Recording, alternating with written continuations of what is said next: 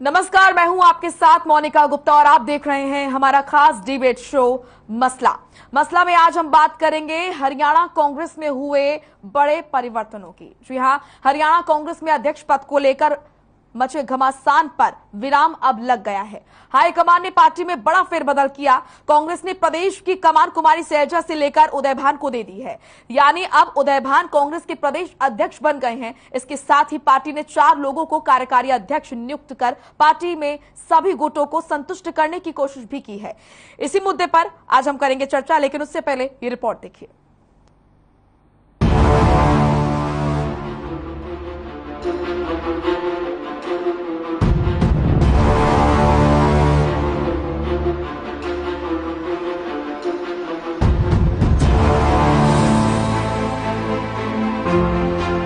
हरियाणा विधानसभा चुनाव के लिए कांग्रेस ने अभी से तैयारी शुरू कर दी है। इसी के मद्देनजर उसने संगठन को नए सिरे से मजबूत करना शुरू कर दिया। कांग्रेस ने प्रदेश में पार्टी का प्रमुख बदल दिया है। पूर्व सीएम भूपेंद्र सिंह हुड्डा के समर्थक माने जाने वाले उदय भान को कुमारी सैलजा की जगह नया हरियाणा कांग्रेस अध्यक्ष बनाया गया। इसके साथ ही 4 कार्यकारी अध्यक्ष भी नियुक्त कर दिए गए। पार्टी ने श्रुति चौधरी, रामकिशन गुज्जर, जितेंद्र कुमार भारद्वाज और सुरेश गुप्ता को कार्यकारी अध्यक्ष नियुक्त किया है।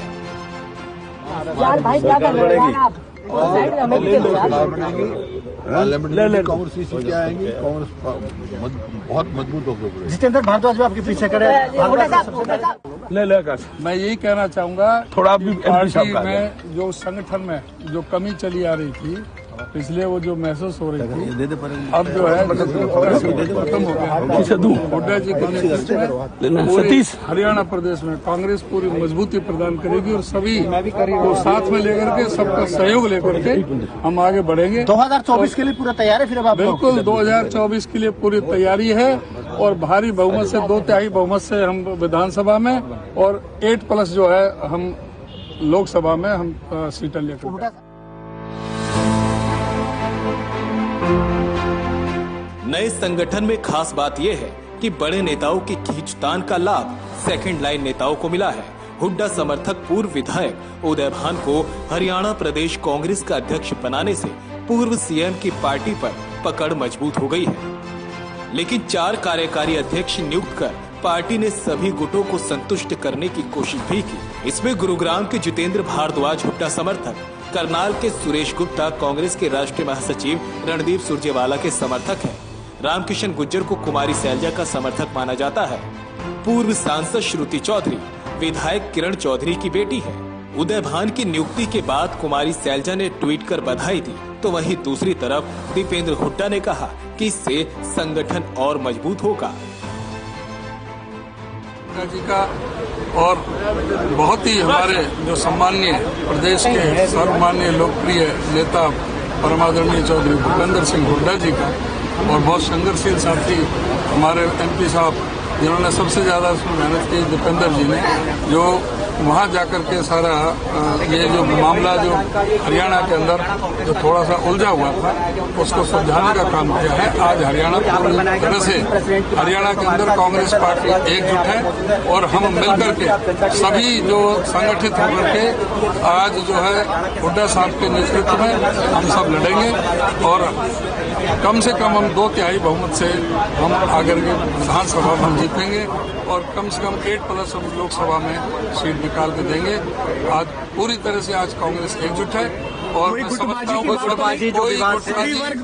सारी गुटबाजी खत्म हो गई। अब कोई गुटबाजी किसी तरह की नहीं है। नेतृत्व धन्यवाद करता हूँ। उदय जी एक जमीन से हरियाणा की राजनीति में बहुत लंबा संघर्ष इनका रहा है।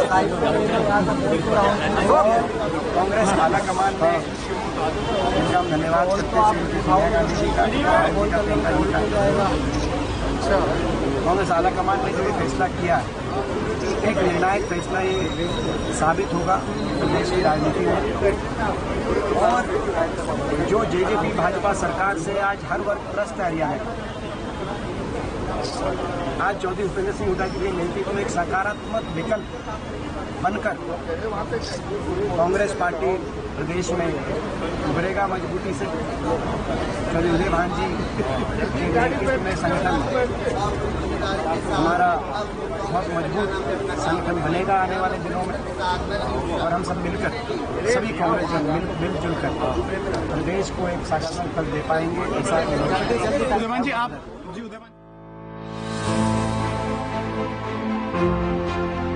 उधर कांग्रेस के नए अध्यक्ष की नियुक्ति को लेकर बीजेपी नेताओं ने तंज कसना शुरू कर दिया है।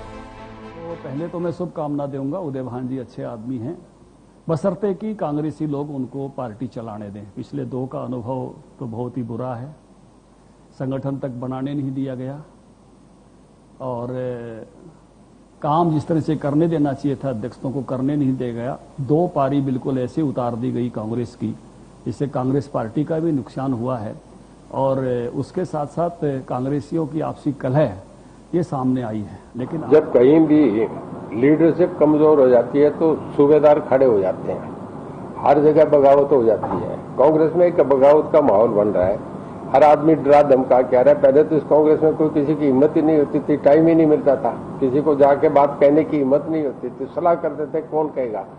अब सारे जो भी जाता है वही धमका के आ जाता है, कभी कोई धमकाने जाता है। कांग्रेस की हालत ये होगी कि उन्हें जब यूपी में आप 425 में 2 सीटें दी तो उसके बाद कांग्रेस का रुतबा चला गया, इस फैमिली का रुतबा खत्म हो गया।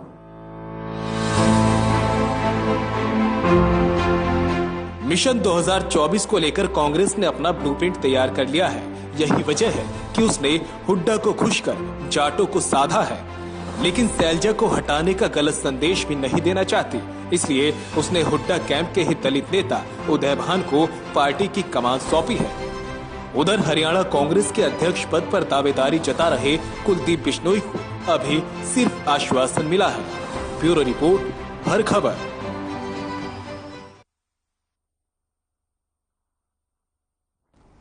तो पार्टी में खींचतान के बाद अब हरियाणा कांग्रेस प्रदेश अध्यक्ष के पद पर पूर्व विधायक उदय भान आसीन हो गए हैं। पार्टी हाईकमान ने कुमारी सैलजा का इस्तीफा मंजूर कर लिया और प्रदेश अध्यक्ष के तौर पर उदय भान के नाम की घोषणा कर दी है। अंदर खाने इसको हरियाणा में हुड्डा गुट की बड़ी जीत भी मानी जा रही है, क्योंकि उदय भान भूपेंद्र सिंह हुड्डा के करीबी माने जा रहे हैं और ऐसे में अपने खेमे के उदय भान को कांग्रेस प्रदेश अध्यक्ष बनवाने में भूपेंद्र हुड्डा कामयाब भी रहे। अब सवाल ये बनता है कि क्या अब वाकई प्रदेश में हरियाणा कांग्रेस में समन्वय बनेगा या अब हरियाणा कांग्रेस में गुटबाजी खत्म होगी या फिर शुरू। तो उदय भान से होगा कांग्रेस का उदय, ये बड़ा सवाल, बड़ी जिम्मेदारी उदय भान पर।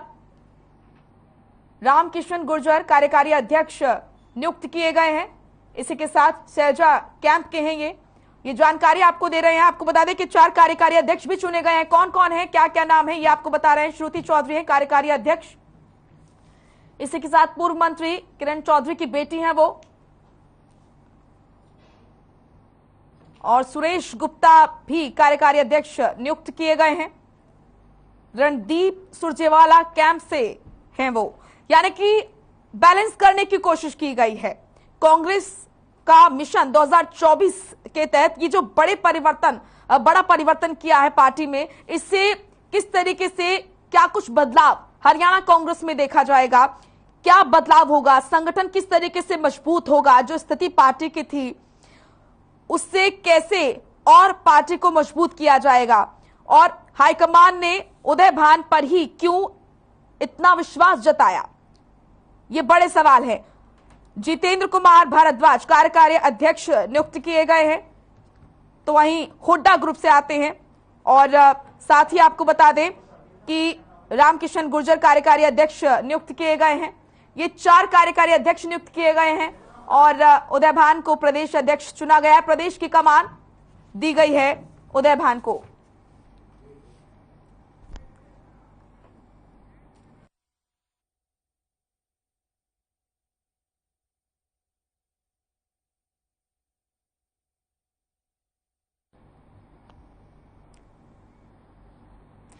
तो तो हरियाणा कांग्रेस में ये जो परिवर्तन हुआ है, इससे प्रदेश में कांग्रेस की स्थिति कैसे मजबूत होगी, कैसे संगठन को मजबूती मिलेगी, आज इसी पर हम चर्चा कर रहे हैं। इसके लिए हमारे साथ एक पैनल जुड़ा है, उससे आपको रूबरू करा देते हैं। योगेश कौशिक जुड़े हमारे साथ, राजनीतिक विश्लेषक हैं।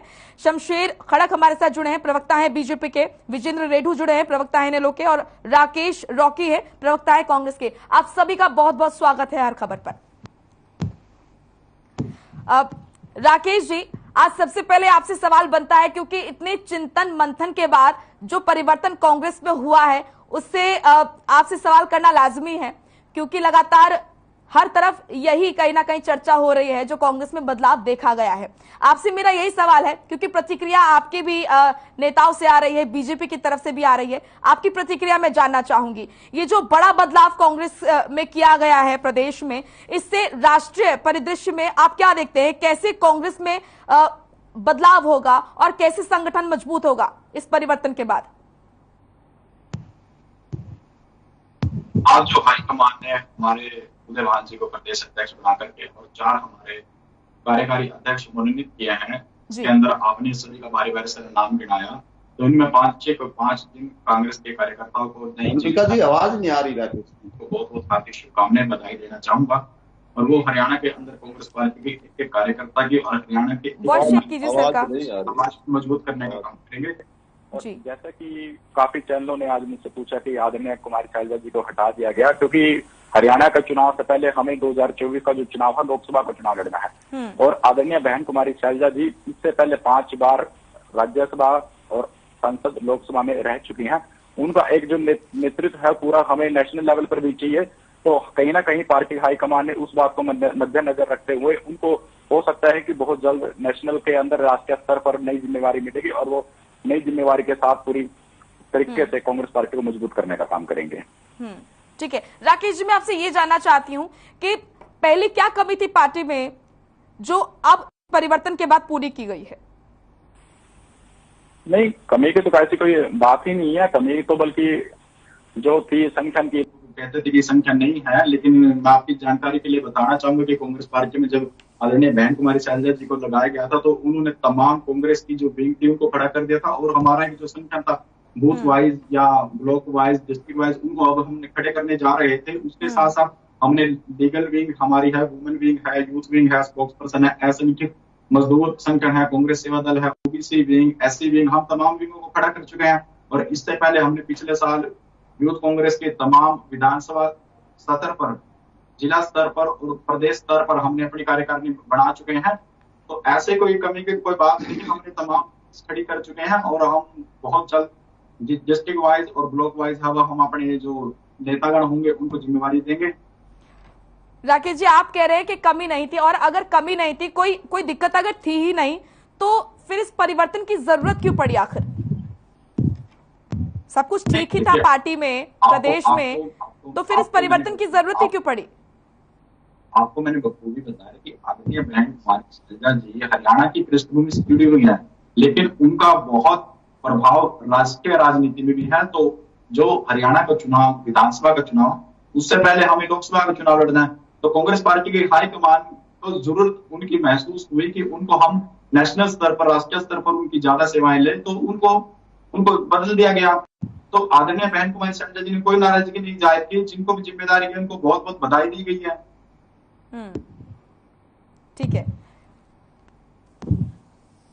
ठीक है। योगेश कौशिक जी, अब मैं आपका रुख करूंगी। जैसे कि राकेश जी ने कहा कि क्योंकि अंतर्राष्ट्रीय यहाँ पर देश की राजनीति में ज्यादा जरूरत थी शैलजा जी की, इसीलिए जो है ये परिवर्तन किया गया। आप इसको किस हद तक सही मानते हैं? क्योंकि अंदर खाने बात चल रही थी, क्योंकि गुटबाजी हो रही थी, हुड्डा और शैलजा गुट जो है कहीं ना कहीं वो बटा हुआ था, इस तरह की बातचीत हो रही थी। अब जब परिवर्तन हुआ है, अच्छी बात है कि कांग्रेस जो है वो और मजबूत हुई, तो हम भी चाहते हैं, लेकिन अब ये कहा जा रहा है कि क्योंकि देश की राजनीति में जो है उनकी ज्यादा सहयोग चाहिए था, इसलिए ये परिवर्तन किया गया।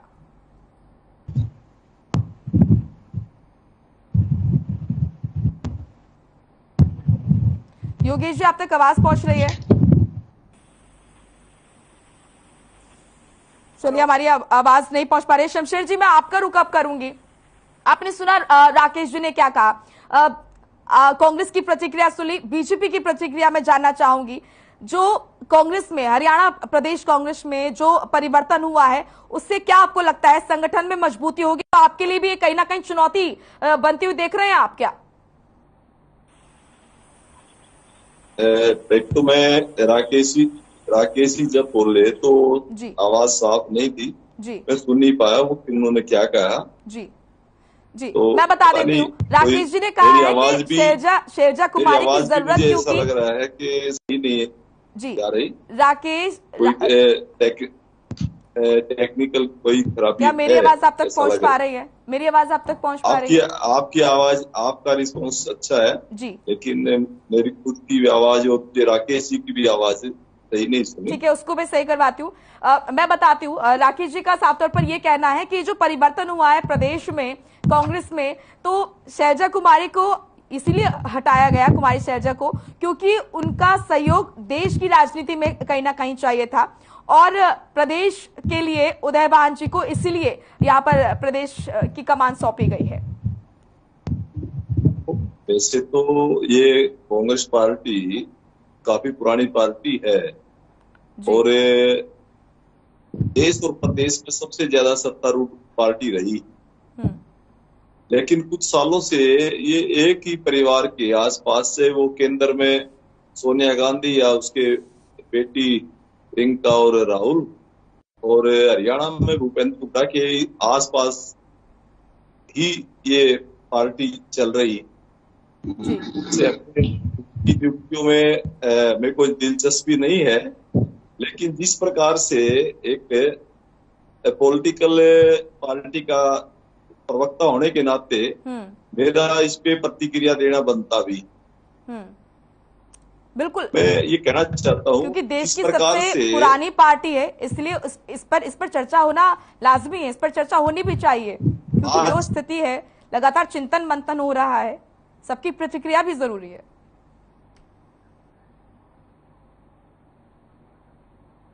शमशेर जी की आवाज नहीं पहुंच पा रही है, उनकी आवाज ठीक कीजिए। विजेंद्र रेड्डू जी भी हमारे साथ लगातार बने हुए हैं, प्रवक्ता हैं इनेलो के। विजेंद्र जी, आप क्या प्रतिक्रिया देंगे जिस तरीके से आप देख रहे हैं हरियाणा कांग्रेस में ये जो परिवर्तन किया गया है, उदयभान को प्रदेश की कमान सौंपी गई है, क्या आपको लगता है कि प्रदेश मेरी बात में... तो पूरी करने देते जी, मेरी बात तो पूरी करने देते जी जी, आपकी आवाज क्योंकि ठीक नहीं थी, नहीं आपका वॉल्यूम में ठीक करा रही थी। ठीक है, मैं आपसे आपकी बात पूरी कर लेती हूँ, उसके बाद मैं जाऊंगी विजेंद्र जी के पास। ठीक है, बोलिए बोलिए शमशेर जी, बोलिए। अब आवाज मेरी ठीक आ रही है? जी जी, बोलिए। तो मैं ये कहना चाहता था, जिस प्रकार से आप देखेंगे, जब से भूपेंद्र सिंह हुड्डा जी हरियाणा के सीएम बने हैं, तो सर्वप्रथम मौलाना जी अध्यक्ष बने, फूलचंद मौलाना जी, उनके साथ भी कार्यकारी अध्यक्ष रखा गया। एक जाति विशेष से बार बार अध्यक्ष बनाना, उनका नेतृत्व सहन ना करना, फिर उसके बाद अशोक तंवर जी बने, उनका क्या हाल हुआ, मौलाना जी को कुछ नहीं करने दिया गया, अशोक तंवर जी को संगठन तैयार नहीं करने दिया, और यही हाल शैलजा जी, जिस प्रकार से अशोक तंवर जी तो गर्दन मरोड़ के उनकी विदाई की, पार्टी से बाहर। लेकिन कांग्रेस तो ये कह रही है ना, कांग्रेस के नेता तो ये कह रहे हैं कि शैलजा जी की जरूरत देश की राजनीति में ज्यादा जरूरत है उनकी, इसलिए उनको वो कमान सौंपी गई। अपना मुंह या मीठू बनना इनको मुबारक हो, और मैं यही कहना चाहता हूँ, जिस प्रकार से ये अपने खुश हो सकते हैं इस तरह की बातें करके, लेकिन देश की और प्रदेश की जनता अच्छी भली बात जानती है कि किस प्रकार से ये एक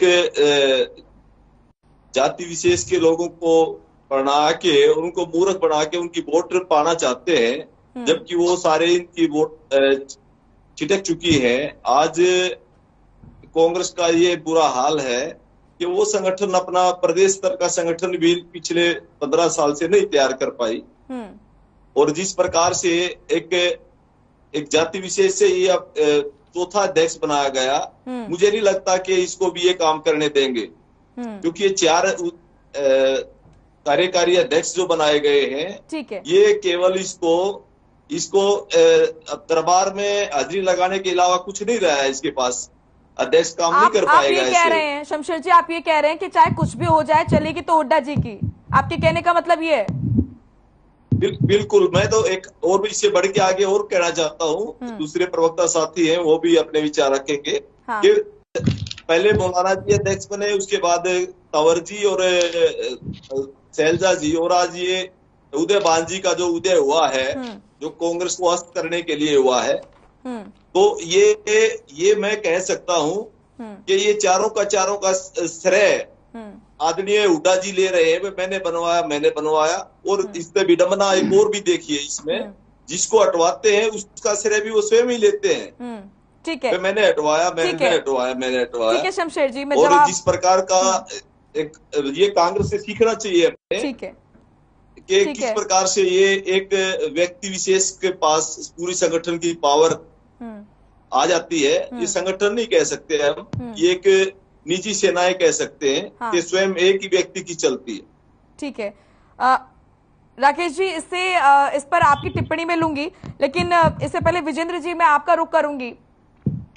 आपने सुना, कांग्रेस को सुना, बीजेपी को सुना। हाँ। अब मैं आपका पक्ष जानना चाहूंगी। आपने जो देखा हरियाणा कांग्रेस में जो बदलाव हुआ है, संगठन को मजबूत करने की कवायद जो है वो लगातार जारी है और इसी के लिए ये परिवर्तन किया गया है। क्या आप इससे देखते हैं कि आपके लिए कहीं ना कहीं चुनौती बढ़ी है, और इस परिवर्तन को, हरियाणा कांग्रेस में हुए इस परिवर्तन को आप कैसे देखते हैं? जी मोनिका जी, सबसे पहले तो आपके इस लोकप्रिय चैनल के माध्यम से कांग्रेस के नवनियुक्त प्रधान उदयभान जी को और चारों कार्यकारी प्रधान रामकृष्ण गुर्जर जी को, सुरेश गुप्ता जी को, जितेंद्र भारद्वाज को और श्रुति चौधरी जी को इंडियन नेशनल लोकदल पार्टी की तरफ से बहुत बहुत बधाई और मुबारक। आगे मैं मोनिका जी कहना चाहूंगा, देखिए, और कहने की जरूरत है, वैसे तो साफ है, समझने वाले समझ गए हैं। जो राजनीतिक विश्लेषण करते हैं हमारे कौशिक जी भी बताएंगे। बिल्कुल स्पष्ट तौर पर ये साफ है, जिस प्रकार से कांग्रेस पार्टी ने 4 कार्यकारी अध्यक्ष में, आज तक तो शैलजा के टाइम में कोई कार्यकारी अध्यक्ष नहीं था, तंवर जी के टाइम में कोई कार्यकारी अध्यक्ष नहीं था, आदरणीय फूलचंद मुलाना जी के टाइम में कोई कार्यकारी। तो ये 4 अध्यक्ष नाना अपने आप में कांग्रेस में बहुत बड़ी फूट को उजागर कर रहा है। बहुत बड़ी फूट इससे साफ दिखाई दे रही है, क्योंकि चारों धड़ों को संतुष्ट करने के लिए 4 कार्यकारी अध्यक्ष बना करके कहीं इस घरेलू झगड़े को दबाने का प्रयास जो कांग्रेस के द्वारा किया गया है। मैं आज आपके चैनल पर यह दावा करता हूं कि अगली ही मीटिंग में देखना किस प्रकार से उत्तर पुजार ये पार्टी होगी, और वही झगड़े, वही गुट ऐसे ही इनके चलने हैं। किसी भी पार्टी में जब परिवर्तन होता है तो कुछ नेता होते हैं जो कि रूठ जाते हैं। उन रूठे हुए नेताओं को मनाने के लिए और पार्टी में बैलेंस करने के लिए ये 4 कार्यकारी अध्यक्ष बनाए गए। लेकिन आप कह रहे हैं कि ये जो फूट है उसको दर्शाते हैं ये 4 कार्यकारी अध्यक्ष। हाँ मोनिका जी, देखिए, ये दर्शाता है कि आज कांग्रेस पार्टी का जो हाईकमान है वो बिल्कुल कमजोर हो चुका है। इस वजह से उनका आदेश देने के बजाय उनको मनाने के और उनको बहकाने का काम किया जा रहा है। देखिए मोनिका जी, बिल्कुल स्पष्ट रूप से इंडियन नेशनल लोकदल पार्टी का ये कहना है कि आज हरियाणा प्रदेश में INC, इंडियन नेशनल कांग्रेस नहीं है, वो समाप्त हो चुकी है। आज हरियाणा प्रदेश में हरियाणा हुड्डा कांग्रेस है।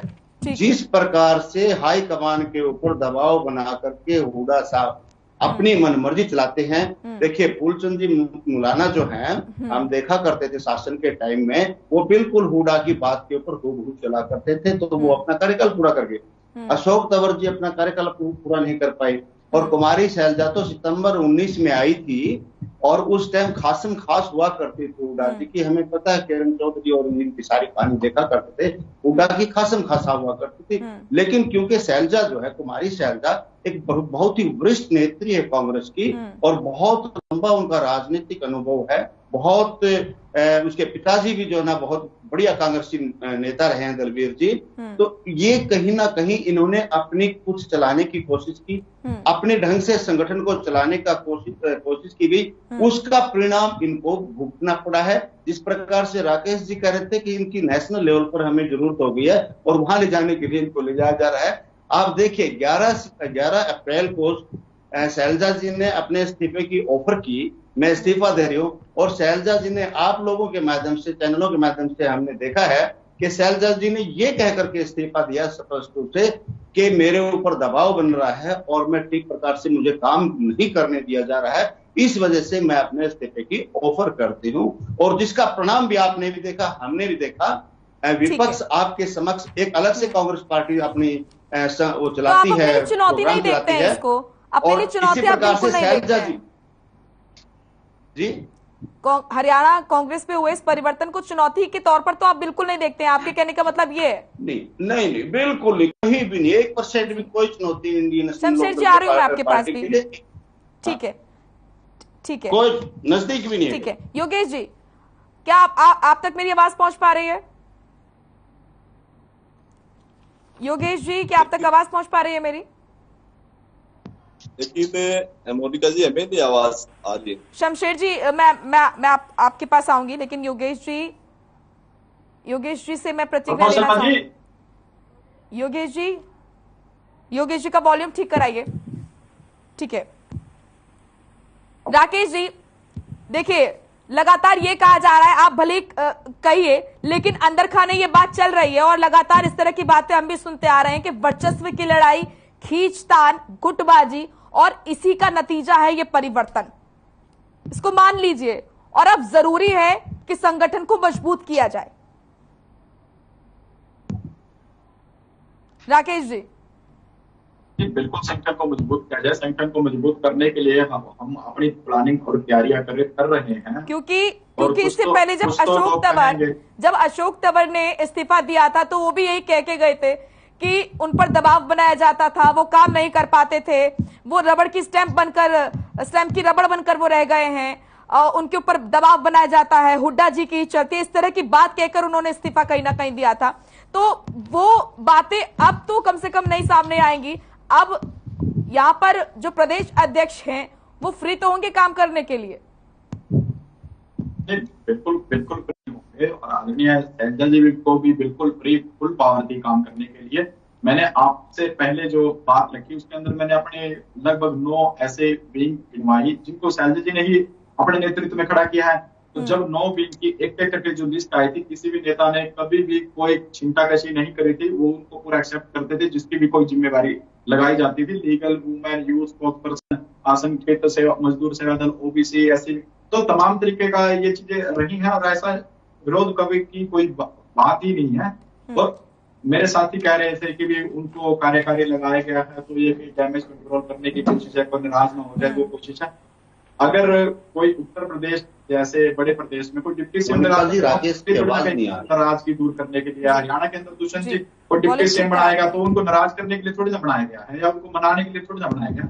ये हमारी पार्टी की अपनी एक स्ट्रैटेजी, अपनी एक प्लानिंग है कि हम अपने संगठन को किस तरीके से खड़ा करना चाहते हैं। उनकी तो सरकार सत्ता में है राकेश जी, उनकी तो सरकार सत्ता में है उत्तर प्रदेश में। आपको तो सरकार बनानी है, आप पहले संगठन ही मजबूत कर लीजिए। उस पर जरा उसी बात पे लेकर के आ रहा हूँ कि 2019 से पहले तमाम राजनीति में, देश में और प्रदेश में तमाम अलग अलग तरीके के हालात थे। आज हम 2024 की तैयारी अपनी एक ग्राउंड लेवल पर बड़ी मजबूती से करना चाहते हैं, और हमने लगभग 2-2.5 साल पहले अपने मजबूत संगठन करने के प्रयास किए हैं। तो किसी पार्टी को कोई एतराज नहीं होना चाहिए, ये हमारी अंदरूनी और पार्टी का एक मामला है। तो इस पर बात नहीं होनी चाहिए राकेश जी? नहीं, बिल्कुल हो, एक मीडिया बात करे, पूरे हरियाणा प्रदेश की बात करे, लेकिन कोई पार्टी का अगर कोई देश की सबसे पुरानी पार्टी है, अगर इस पार्टी में कुछ होता है तो क्या इस पर बातचीत नहीं होनी चाहिए, चर्चा नहीं होनी चाहिए? फिर कांग्रेस के नेता ही कहते हैं कि कांग्रेस की तो कोई बात ही नहीं करता।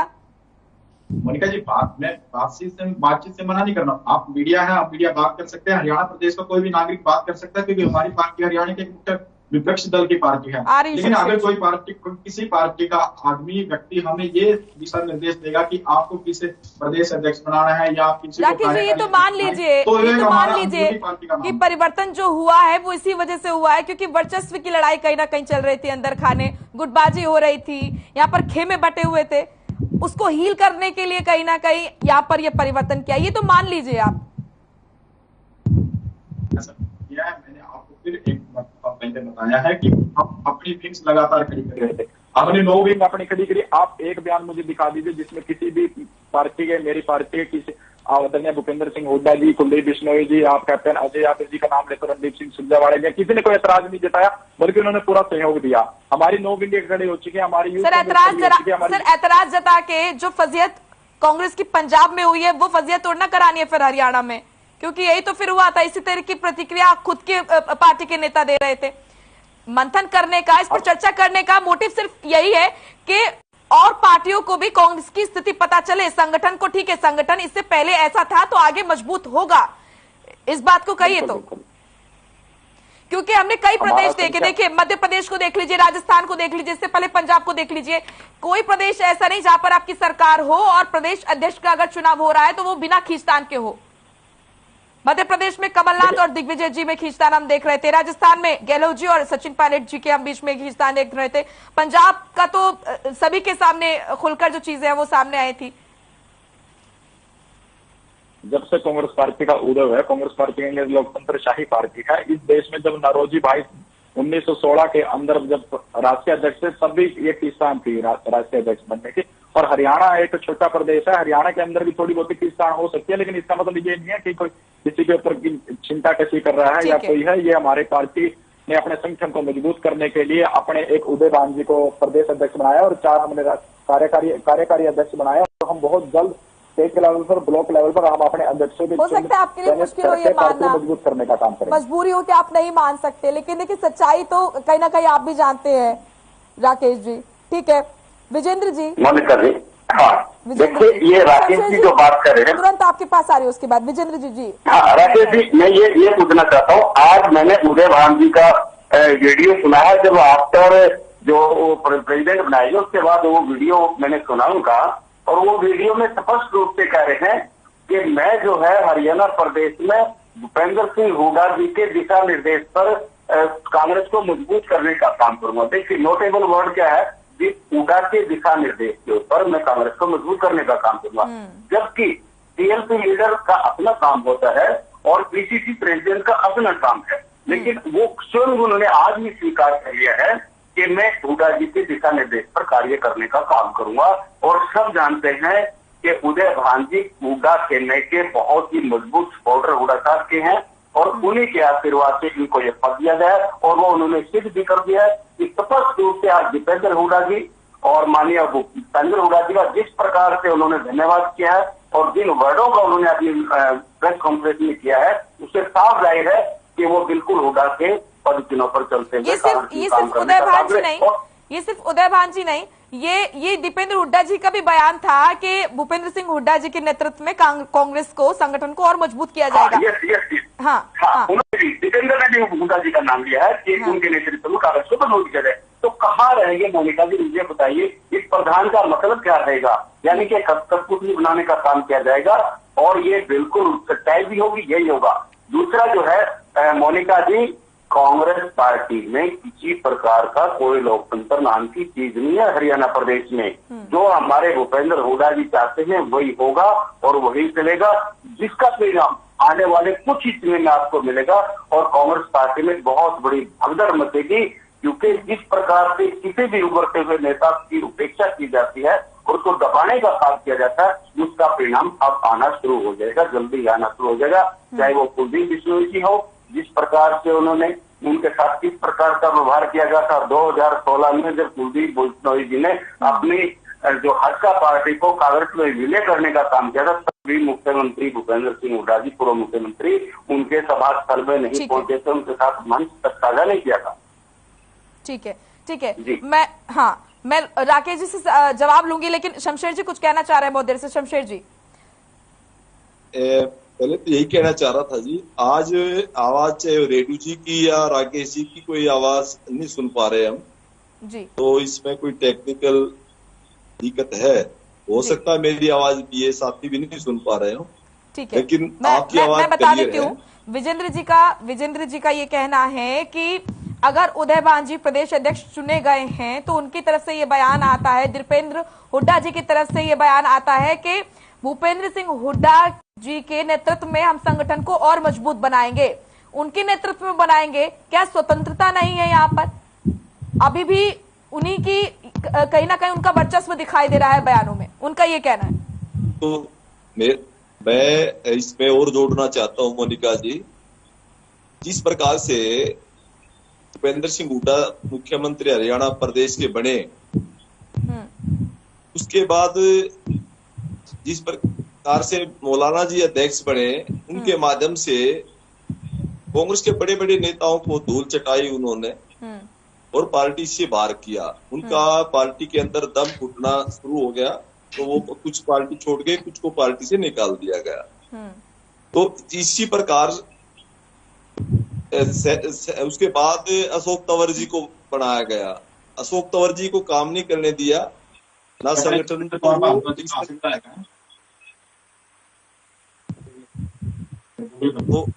मेरी बात पूरी करने दो। तो उसके बाद जिस प्रकार से मैं यही पूछना चाहता हूं अपने कांग्रेस के साथी से, किसी प्रदेश का अध्यक्ष बनाया जाता है तो उसको उस प्रदेश में संगठन को मजबूत करने के लिए हुई उसको अध्यक्ष बनाया जाता है। ऐसी कौन सी दिक्कतें हैं जो भूपेंद्र सिंह हुड्डा के अनुसार नहीं चलता तो उसको काम करने नहीं दिया जाता, संगठन तैयार नहीं करने दिया जाता।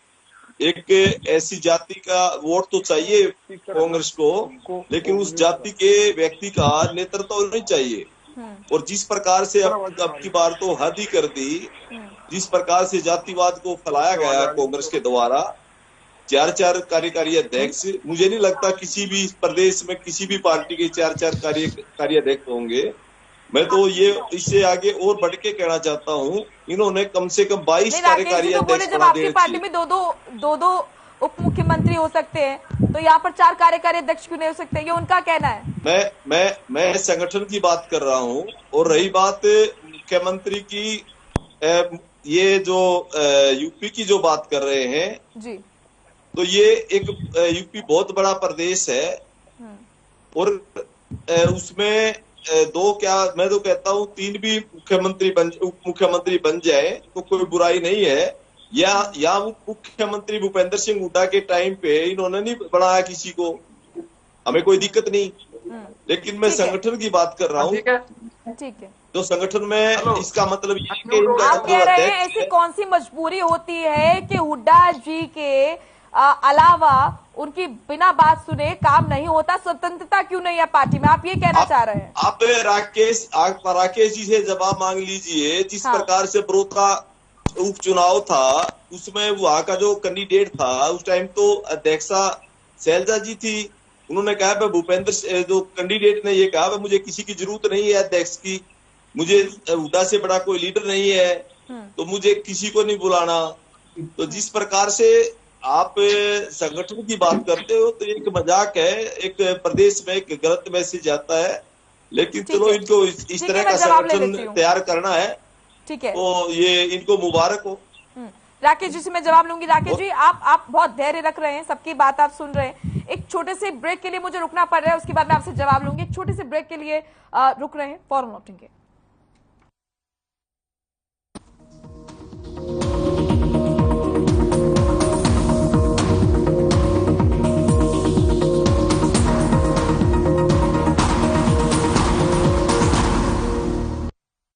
कोई बेस्ट पुट्टी दीजिए जिसकी फिनिश धांसू हो, वेदर प्रूफ हो और पपड़ी कभी ना छूटे, कवरेज एरिया ज्यादा हो। ये है सकरनी वाल पुट्टी सोमो, भारत का पहला ISI प्रमाणित सकरनी बॉल पुट्टी सोमो, दीवारों का स्पेशलिस्ट। गुरुजी खस सिरप की ताजगी, बादाम कीसर की ठंडक और रोज के रिफ्रेशिंग टेस्ट से हो जाओ summer ready. Guruji thandai and sharbat, now available on Amazon, Paytm and Flipkart. मेरे जैसा कोई दूसरा जिसकी हर बात में घुल जाए, जिंदगी में रंग भर दे। मेरी जैसी मेरी अपनी पताका चाय, गजब का स्वाद। गुरुजी खस सिरप की ताजगी, बादाम कीसर की ठंडक और रोज के रिफ्रेशिंग टेस्ट से हो जाओ summer ready. Guruji thandai and sharbat, now available on Amazon, Paytm and Flipkart. देखें कौन नया खिलाड़ी आया है।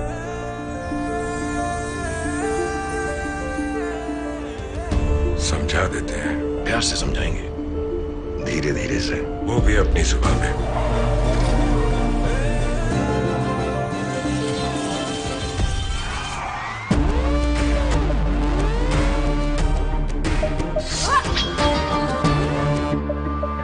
तो अपनी जुबान है। जुबान एक हो तो दिल भी एक होने चाहिए। विमल बोलो जुबान की।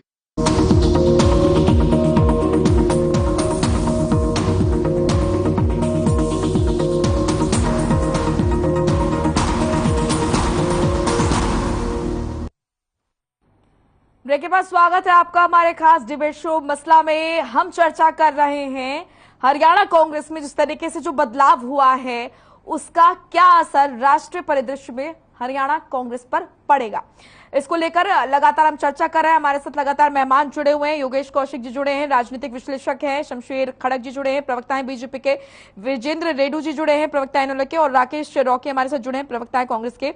लगातार हम चर्चा करें। योगेश जी, अब मैं आपके पास आऊंगी क्योंकि काफी समय से आप ध्यान रखकर बैठे हुए हैं और वॉल्यूम का भी थोड़ा सा प्रॉब्लम हो रहा था। सर, मैं आपसे ये सवाल करना चाहूंगी, हमने तमाम पार्टियों का पक्ष जान लिया, प्रतिक्रिया जान ली, लेकिन अब राजनीतिक विश्लेषक होने के नाते आप क्या कहेंगे? अब अगर हम पूरे देश में देख लें, जहां जहां कांग्रेस की पार्टी है वहां पर हम देखते हैं कि प्रदेश अध्यक्ष चुनने के लिए या फिर नेतृत्व के चुनाव के लिए हम खींचतान जरूर देखते हैं।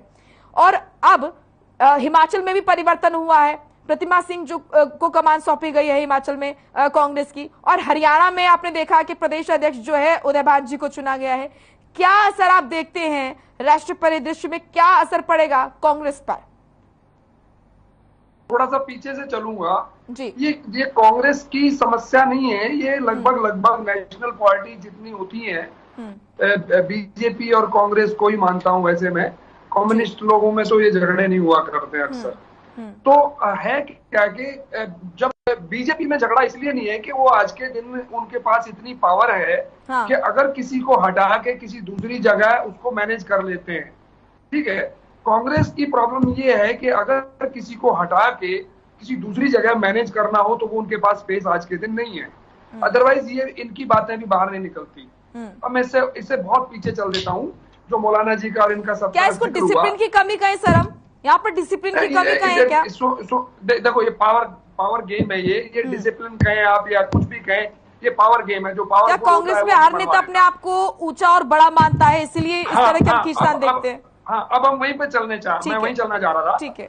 क्या है कहानी कि अगर आप पहले से देखें, जब कांग्रेस जीती जब हुड्डा जी को सीएम बनाया गया और वो अध्यक्ष उस टाइम पे थे भजन लाल जी, तो वहां से जब हुड्डा जी को बनाया गया, वो क्यों बनाया गया उसको, उस परिदृश्य को आप देखेंगे उस टाइम पे जबकि कांग्रेस पावरफुल भी थी, ऐसा नहीं है कि नहीं थी, बट होता है झगड़ा। हुआ ये झगड़ा कि जी सीएम कौन बनेंगे। अब सीएम में वहां पे झगड़ा शुरू हुआ।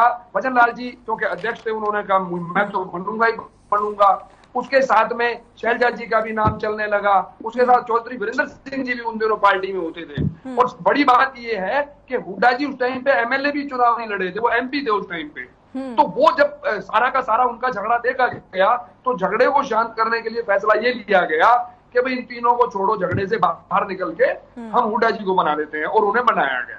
अब ऐसे ही अब उसके बाद से फिर इनका उस टाइम पे तो खैर एक बार इनका आज से कई साल पहले इनका डिस्ट्रिक्ट प्रेसिडेंट, ब्लॉक प्रेसिडेंट, ये सारे के सारे बनाए गए थे। वो सारे के सारे बनने के बाद उन्होंने काम किया, और वो तब तक किया जब तक हुड्डा जी सीएम थे। उसके बाद से जैसे ही तंवर साहब जब आए, उन्होंने सारी की सारी बॉडी भंग कर दी, और जितने भी चुनाव हुए वो ये मान के चलिए बिना ऑर्गेनाइजेशन के हुए, और जो भी जीता वो कैंडिडेट अपने दम पे जीता, सिर्फ कांग्रेस का नाम लेके जीता, और जो हारे वो कांग्रेस के नाम पे हारे। तो कुल मिला के ये है कि मेरे हिसाब से रूलिंग पार्टी को भी या अपोजिशन को भी सबको इस बात की एक तो खुशी होनी चाहिए कि एटलीस्ट अब आपके सामने एक प्रतिद्वंदी जो भी आएगा वो उसकी बात आप सुने और धैर्य से सुने, और उसके बाद ये देखें कि हाँ, क्योंकि लोकतंत्र के अंदर सिर्फ रूलिंग पार्टी ही रहे तो वो देश नहीं चलता है कभी भी। लोकतंत्र में आवाज जरूरी है, चाहे वो एक आदमी की हो, चाहे वो सर, इसीलिए आज ये चर्चा हो रही है, इसीलिए आज ये चर्चा हो रही है। हाँ, मैं वही बात कर रहा हूँ अभी। तो क्या है कि अभी जो कांग्रेस के प्रवक्ता नहीं बोल सकते, मैं वो बोल देता हूँ। ये ईमानदारी की बात है कि मैनेज किया गया है, और ये जरूरी था कांग्रेस के लिए। और मैं तो ये कहता हूँ कि अगर अपना भला कांग्रेस चाहती है तो ना सिर्फ हरियाणा में बल्कि पूरे देश के अंदर सबसे पहले ये स्ट्रक्चर तैयार करे, जो कि मुझे जो इंफॉर्मेशन है वो बहुत जल्दी होने जा रहा है, क्योंकि सितंबर में शुरुआत हो चुकी है, क्योंकि हिमाचल में भी हम बदलाव देख रहे हैं, हरियाणा में भी आज परिवर्तन देखा, तो धीरे धीरे चिंतन मंथन हो रहा है कांग्रेस। ये काफी नहीं है, लेकिन ये काफी नहीं है, ये जाना चाहिए ब्लॉक लेवल तक। जैसे बीजेपी का काम तो देखो कितना काम करते हैं ये, हम उनकी बुराइयां कितनी भी करते रहे, अगर मैं उनका आलोचक हूं, मैं उनकी आलोचनाएं 1 लाख कर दूं, लेकिन मैं ये तो सोचूंगा कि ये जीत क्यों जाते हैं। उनकी देखो, आप राजनीति में हैं तो ये राजनीति में तो जो जीता वही सिकंदर।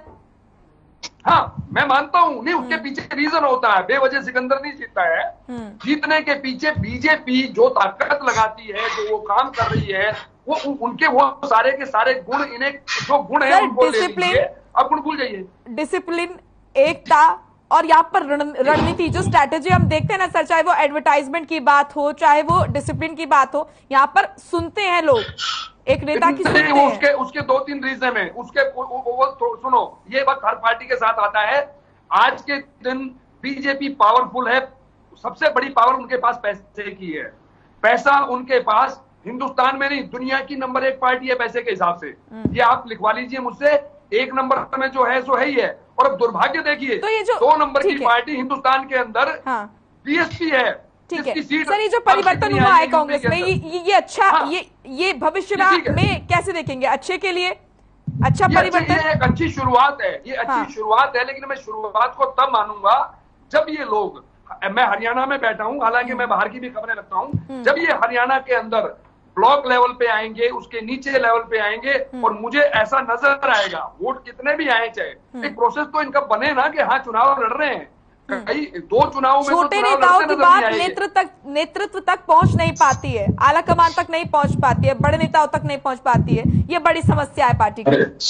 ये समस्या इसलिए है कि आपका कोई है ही नहीं आगे बोलने वाला। जैसे मान लो मैं कांग्रेस के को कुछ कहना चाहता हूं, मैं किसे कहूं? वहां पे डिस्ट्रिक्ट प्रेसिडेंट ही नहीं है, डिस्ट्रिक्ट प्रेसिडेंट नहीं है तो स्टेट प्रेसिडेंट नहीं है, स्टेट प्रेसिडेंट नहीं है, मतलब डिस्ट्रिक्ट प्रेसिडेंट ही तो स्टेट प्रेसिडेंट के पास जाएंगे ना। ठीक है, तो वो डिस्ट्रिक्ट प्रेसिडेंट बने ही नहीं बहुत सालों से, तो बिना किसी ऑर्गेनाइजेशन के चुनाव लड़ा इन लोगों ने।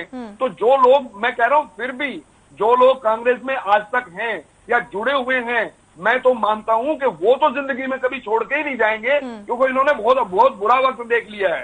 अब हमें एक चर्चा और करनी चाहिए थी मेरे हिसाब से, कि जो ये लोग 5 लिए गए हैं या बनाए गए हैं, ये ऑन व्हाट बेसिस? जैसे अभी एक बात बार बार आ रही है, उदय भान जी को इसलिए बनाया कि हुड्डा ग्रुप के हैं। मैं एग्री करता हूँ ये इस बात से, ये सच है, ठीक है, वो मैनेज हो गए, लेकिन हर एक में कोई ना कोई तो अपना गुण होगा। पार्टी ने देखा भी होगा ना कि हम अपना इलेक्शन कैसे लड़ेंगे इनको प्लान करके, तो वो सारी की सारी चीजें भी कांग्रेस ने इंटरनली डिस्कस की हैं। सर, ये जो 4 कार्यकारी अध्यक्ष चुने गए हैं, 4 कार्यकारी अध्यक्ष चुने गए, इसको कैसे देखते हैं आप?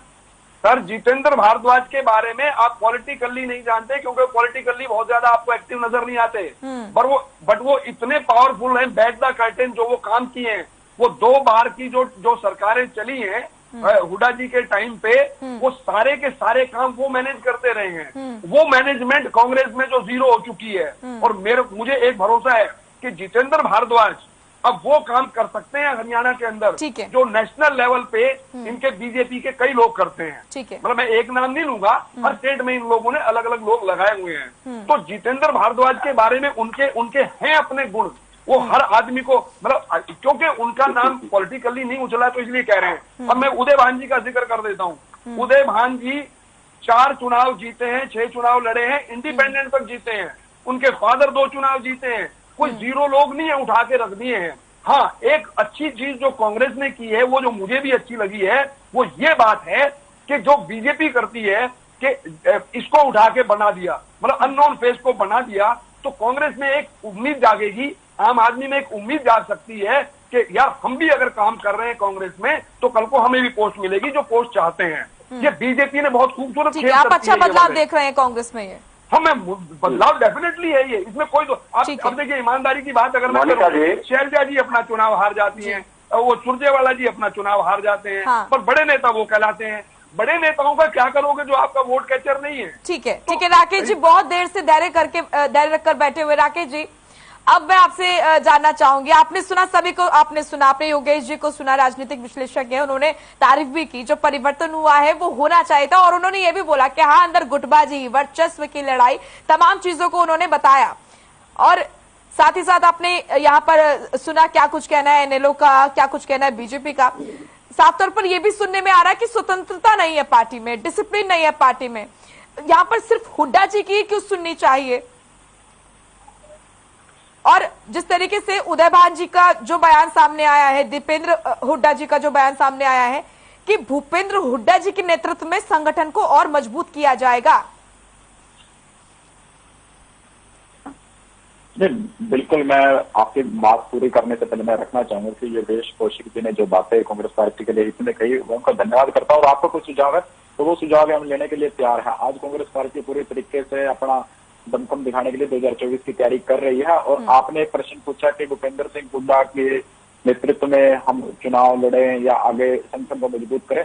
देखिए, ये बात हम सर्वोपरि मानते हैं कि भूपेंद्र सिंह हुड्डा जी, चाहे आदरणीय बहन कुमारी शैलजा जी, आदरणीय रणदीप सुरजेवाला जी, जितने भी आप तमाम बड़े नाम हमें गिनवाते हो, चाहे आज हमारे प्रदेशाध्यक्ष जो चयनित हुए हैं, इस तरह की बयानबाजी किस सही है, क्योंकि सबको साइड में करते हुए। वो सब अच्छा ठीक है, देखिए, अच्छा एक सवाल और मेरा, फिर आप अपना अच्छे से समय लीजिएगा। मेरा एक सवाल और है, इस तरह के बयान, क्योंकि सभी और भी बड़े नेता हैं यहाँ पर, कुमारी शैलजा क्योंकि अभी प्रदेश अध्यक्ष नहीं है लेकिन बड़ी नेता तो है, अब उनको भी एकदम साइड कर दिया।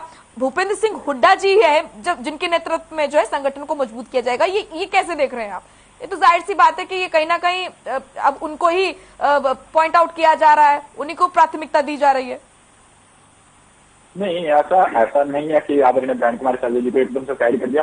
आज ही तो चिट्ठी आई है कि आज नए प्रदेश अध्यक्ष को बनाया गया। और आदरणीय बहन कुमारी शैलजा जी के अगर आप फेसबुक अकाउंट पर जाकर देखोगे तो उन्होंने आज भी बहुत बड़े बड़े 4 प्रोग्राम किया और कल भी अपने प्रोग्राम यमुनानगर के अंदर कर रहे हैं। अगर उनको एकदम से साइड कर दिया जाएगा तो ऐसा कौन नेता होगा जो पब्लिक के अंदर जाके काम करेगा? उनको आज भी विश्वास है कांग्रेस पार्टी के अंदर, वो आज भी हरियाणा प्रदेश के अंदर, देश के अंदर काम कर रही है। तो ऐसा नहीं है बिल्कुल भी। और कुछ नाम जो आदरणीय योगेश कौशिक जी ने गिनवाए, इनके अंदर मैं कुछ नाम और भी ऐड करना चाहूंगा कि शैलजा जी को हम केंद्र में बहुत जल्द नेतृत्व लेकर जा रहा है। रणदीप सुरजेवाला जी काफी टाइम से हमारे राष्ट्रीय प्रवक्ता के तौर पर काम कर रहे हैं। और करनाल से हमारे वीरेंद्र राठौर जी हैं जो कि अलग अलग प्रदेशों में जाकर के प्रभारी के तौर पर काम करते हैं। कैप्टन अजय यादव जी को हमने ओबीसी डिपार्टमेंट का पार्टी की तरफ से जिम्मेवारी लगाई गई है। और एक नाम आपके बीच में अवश्य बताना चाहूंगा कि हमारे एक युवा नेतृत्व प्रदीप नरवाल जी, जिनको उत्तर प्रदेश के अंदर जिम्मेवारी मिली है, उनकी मात्र उम्र जो है सिर्फ 30 साल है और वो एक बेहद गरीब परिवार से आते हैं। तो कांग्रेस पार्टी तमाम उन नए चेहरों को भी जिम्मेवारी दे रही है। और आपके सामने एक प्रवक्ता अगर आपके समक्ष अपनी बात रख पा रहा है तो उसको भी एक जिम्मेवारी कांग्रेस पार्टी ने दी है। तो हर किसी का अपना एक नेतृत्व शक्ति है और कांग्रेस पार्टी उसी नेतृत्व शक्ति को मतलब देख करके उनको जिम्मेवारियां प्रदान कर रही है और आगे भी इसी तरीके से काम हम करते रहेंगे।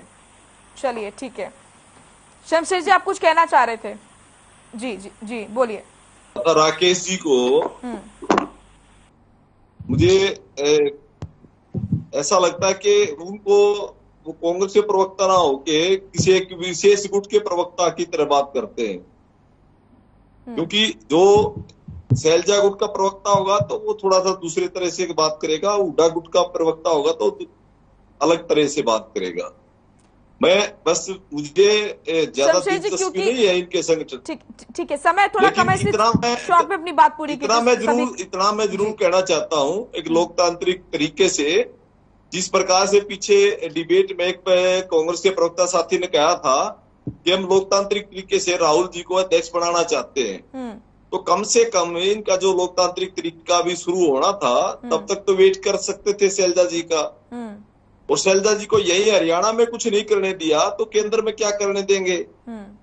हरियाणा में इसलिए भेजा था कि कांग्रेस मजबूत हो, लेकिन शैलजा जी के यहाँ पे किसी प्रकार का कार्य नहीं करने दिया। ठीक है, अब ये आप कह रहे जब प्रदेश में कुमारी शैलजा की सुनी नहीं जा रही थी तो देश में क्या सुनेंगे? ठीक है, स्वतंत्रता जरूरी है पार्टी में। ठीक है, रॉकी जी आऊंगे आपके पास। नहीं, एक धारणा मैं मोनिका जी ये कहना चाहता हूँ, एक नेता की धारणा बन जाती है कि उसको जब प्रदेश में उसके प्रदेश में कोई नहीं सुनता तो देश में कौन सुनेगा? ठीक है तो उसका कद कम करने का कार्य किया। ठीक है, फाइनल कमेंट विजेंद्र जी।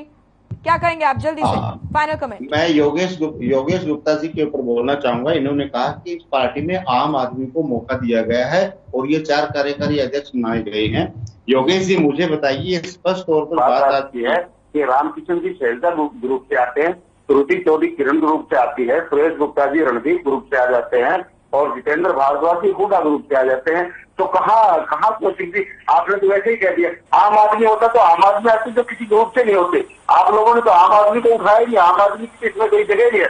दूसरी बात योगेश जी, दूसरी बात आपने कहा इससे अच्छी रणनीति बनाएंगे और आगे की रणनीति में इनको कामयाबी मिलेगी। मेरे को आप एक बताइए कि कांग्रेस हाईकमान की बात करता हूँ जिसमें आपने है, वेणुगोपाल जी हैं, इन सभी को आपने टीके के हवाले कर दिया और टीके आपको फोटो मार्केट के वापस चले जाते हैं। सवाल जवाब final comment sir, final comment. इसके हमारे वीरेंद्र जी का मैं जवाब दूंगा। आ रही हूँ। हाँ योगेश जी 1 सेकंड। राकेश जी जल्दी वापस छोड़ देते हैं और पीके जी कहते हैं नहीं मुझे मंजूर नहीं है कांग्रेस रणनीति बनाना। ठीक है राकेश जी बनाओगे सर आप? नहीं वीरेंद्र जी आपका जवाब मैं देता हूँ। योगेश जी हाँ ठीक है योगेश जी बोलिए। वीरेंद्र जी की बात से मैं सहमत हूँ, लेकिन मैंने ये कहा है कि एक प्रथा जो चली आ रही थी कि सो कॉल्ड बिग नेम, ये बड़े बड़े नाम हैं, ये बड़े बड़े नेता हैं, उनमें से किसी को नहीं बना के उन नामों को बनाया गया जो बहुत ज्यादा रिकॉग्नाइज नहीं है। तो ऐसा लगता है, एक आभास ऐसा होता है। नंबर 2 सर, पूरी बात बनेगा ही नहीं। अरे सर पूरी बात तो सुन लीजिए, पूरी बात सुन लीजिए। समय का अभाव है, थोड़ा जल्दी योगेश जी। एक बात ऐड कर देता हूँ कि जो पीके की मीटिंग चल रही थी, उन पीके की मीटिंग का जो इंटरनल बातें आगे बाहर। ठीक है राकेश जी फाइनल कमेंट जल्दी से। राकेश जी जल्दी से, सब सवाल उठा रहे हैं, क्या कहेंगे? मेरे बीजेपी मित्र कह रहे थे कि कुमारी शैलजा को प्रदेश में नहीं सुना गया तो प्रदेश में क्या सुना जाएगा। तो आदरणीय 5 बार राज्यसभा और लोकसभा के सदस्य रह चुके हैं, वो मंत्री पद में रह चुके हैं, सदस्य रह चुके हैं। राजस्थान के अंदर जब मंत्रिमंडल का गठन किया गया था तो कुमारी शैलजा जी को वहां पर पार्टी की तरफ से जिम्मेदारी लगाकर भेजा गया था। और 2019 के अंदर जब चुनाव हम हरियाणा प्रदेश का लड़ रहे थे तो 2 महीने पहले आदरणीय कुमारी शैलजा जी हरियाणा के अंदर प्रदेश अध्यक्ष बन करके आए थे। उनके नेतृत्व में जहां तमाम मीडिया और तमाम तरीके के जो एनालिस्ट जो सर्वे आते थे, कहते थे 5 से 7 सीट आएंगे, हमने 31 सीटें उनके नेतृत्व में जीतने का काम किया था। ठीक है, आप सभी का बहुत बहुत शुक्रिया, क्योंकि वक्त का अभाव है, आप सभी को यहीं पर रोकना चाहूंगी। तो हरियाणा कांग्रेस में जो परिवर्तन हुआ है उससे राष्ट्रीय परिदृश्य में क्या बदलाव हरियाणा कांग्रेस में आगे देखा जाएगा, ये आगे आने वाला समय ही बताएगा। फिलहाल मसला में आज के लिए इतना ही। आप देखते रहिए हर खबर। नमस्कार।